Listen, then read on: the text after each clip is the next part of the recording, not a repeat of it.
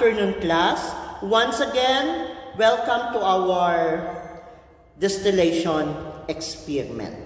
Okay, at this point, I am reigniting our Bunsen burner and eventually boil our fermented product here, the wine, which we had done earlier. At this point, we are reboiling our wine.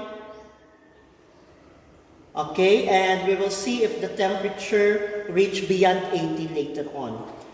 Then we expect to gather another set of distillate, okay, which we will compare with our distillate taken earlier when on our first distillation experiment setup. Okay, at this point, this is our first set of distillate as we distilled the wine previously. Okay. We'll see if this distillate indeed contain less or high amount of alcohol. So I will get a sample of this distillate, place it here. Okay. I will retain some little amount which for comparative test later on as we compare this first set of distillate with our second set of distillate. Okay. So with this amount here, we'll see if this is indeed pure alcohol or not. We have here our copper sulfate.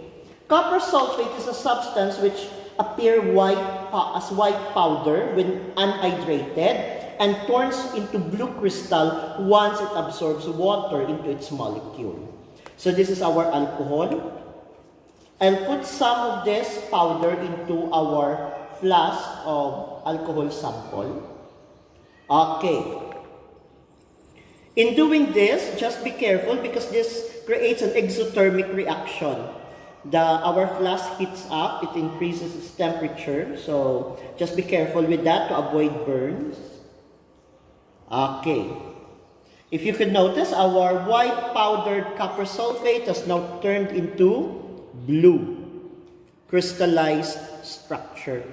Noting that the alcohol we were able to extract earlier is not of an absolute or pure form.